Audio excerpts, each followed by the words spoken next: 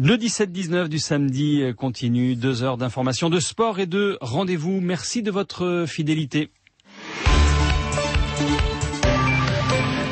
À la seconde près, les 18h, merci d'écouter France Info, le journal Olivia Ferrandi. Bonsoir. Soulagée, la ministre de la Santé annonce que l'infirmière contaminée par le virus Ebola est guérie. Elle a reçu 3 traitements expérimentaux et elle a quitté l'hôpital de Saint-Mandé aujourd'hui. En colère, les ouvriers de l'usine Ford de Blanquefort s'invitent au salon de l'automobile et expriment leur inquiétude, juste à côté des nouvelles Ford Mustang. Dans l'actualité également une question, y a-t-il un camp d'entraînement djihadiste dans les Ardennes belges? La police vient d'ouvrir une enquête après des photos troublantes sur Facebook. Et puis le sport, écrasante victoire de Bordeaux-Bègles en rugby, douloureuse défaite des basketteurs français cet après-midi.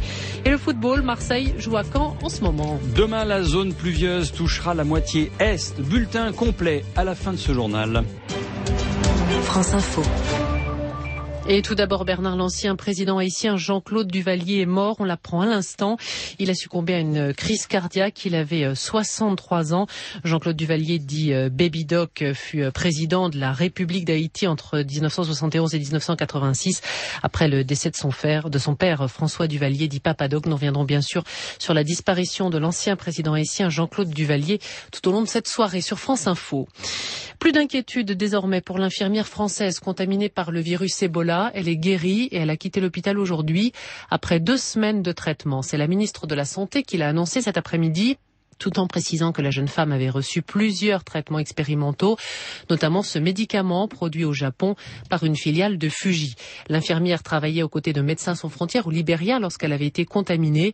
Aujourd'hui, le directeur général de l'ONG, Stéphane Roch, a pu s'entretenir quelques minutes avec elle. On a échangé avec elle, quelques rapides mots. Elle est également très soulagée, on peut le comprendre. Et également tout de suite dans une logique de combat contre Ebola et l'épidémie, en souhaitant que les équipes continuent à se mobiliser. Et je sais qu'elle est vraiment dans cette attitude déjà et de nouveau combative. Nous souhaitons remercier vivement les équipes de l'hôpital Bégin qui l'ont pris en charge vraiment d'une excellente manière et avec une grande attention. Donc c'est un grand soulagement, une joie comme je vous dis, et par ailleurs un sentiment partagé parce que on n'oublie pas cette épidémie qui continue de progresser, ce nombre de victimes qui s'accroît de jour en jour, y compris parmi les équipes Médecins sans frontières. Donc voilà, c'est tant mieux. On se réjouit, on partage ce moment avec sa famille, mais on n'oublie pas pour autant que le combat continue et d'ailleurs il faut accroître les capacités pour stopper cette épidémie. L'infirmière était hospitalisée au centre militaire de Saint-Mandé dans le Val-de-Marne depuis le 19 septembre dernier. Aucun cas d'Ebola n'a été signalé sur le territoire français. 350 personnes s'étaient fait connaître pour des symptômes inquiétants, mais tous les tests se sont révélés négatifs. À noter également que le médecin allemand de l'Organisation mondiale de la santé est également guéri. Il a quitté hier l'hôpital d'Hambourg. Plusieurs centaines de personnes sous la pluie ont protesté contre les frappes aériennes en Irak et en Syrie. Et cette manifestation, Bernard, elle a eu lieu à Londres cet après-midi, quelques heures après l'assassinat d'un chauffeur de taxi britannique tué par les djihadistes de Daesh. Alan Henning avait 47 ans. Il s'était porté volontaire pour acheminer de l'aide humanitaire en Syrie. Enlevé au mois de décembre, il a été assassiné la nuit dernière. La Grande-Bretagne a rejoint fin septembre la coalition internationale contre les terroristes de Daesh.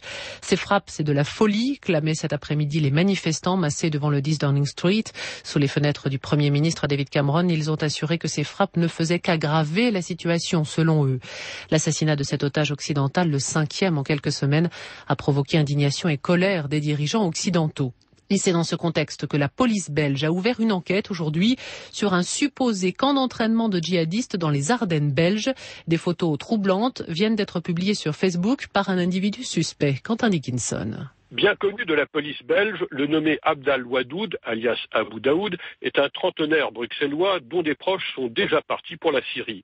C'est lui qui a publié jeudi sur sa page Facebook des photos à présent retirées d'individus en treillis sur fond de forêt, identifiés par lui comme étant dans les Ardennes belges. L'année dernière déjà, la rumeur avait couru qu'un camp d'entraînement avait été organisé par le groupuscule salafiste Sharia for Belgium.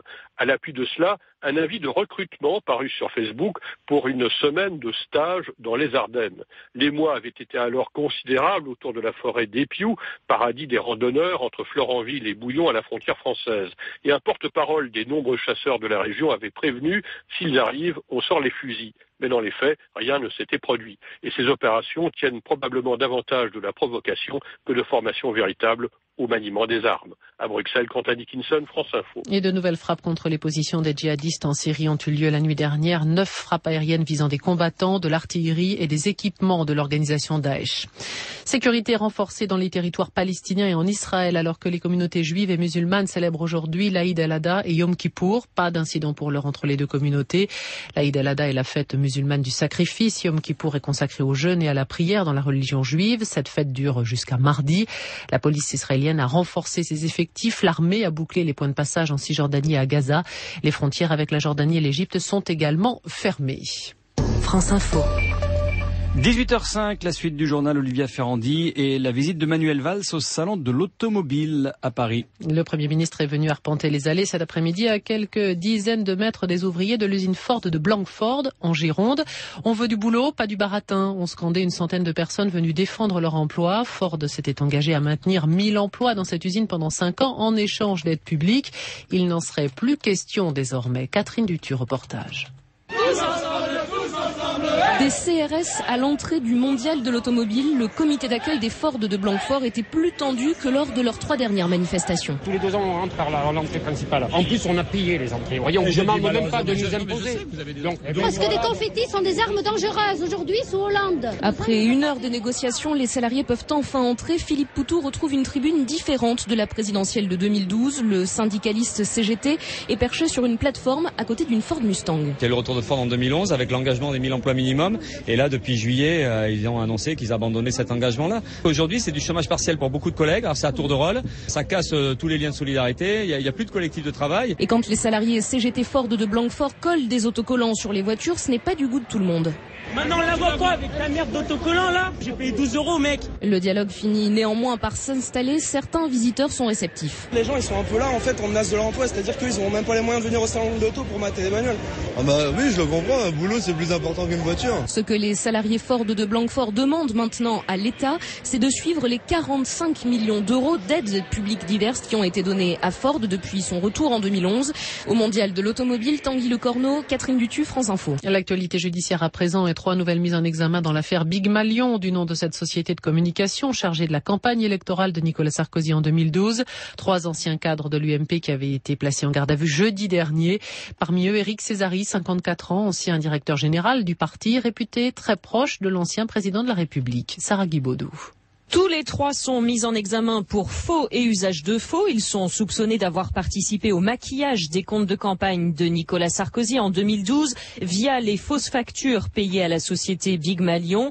Éric Césari, Pierre Chassa et Fabienne Liadze sont également poursuivis pour abus de confiance au préjudice de l'UMP.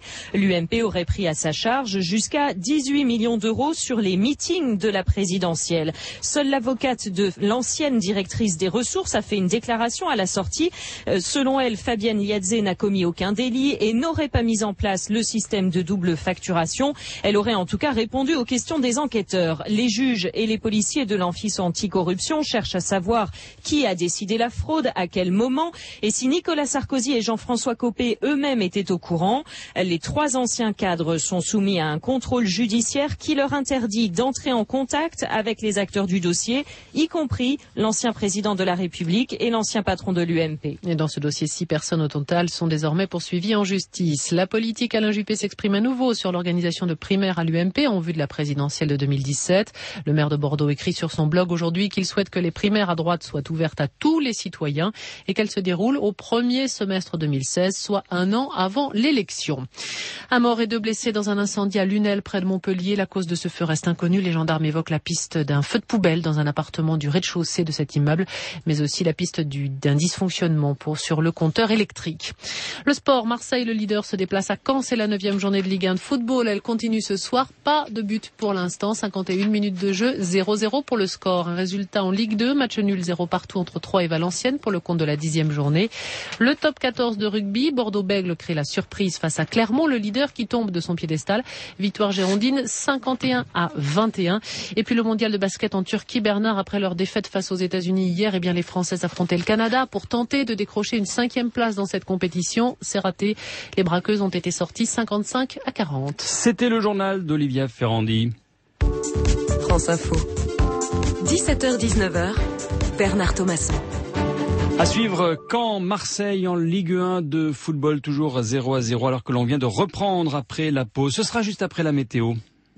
France Info Météo, avec Teva, laboratoire pionnier des médicaments génériques engagé dans la recherche contre le cancer, les maladies neurodégénératives et les maladies respiratoires. Cette fois-ci, le fond de l'air se rafraîchit pour de bon, Joël Collado.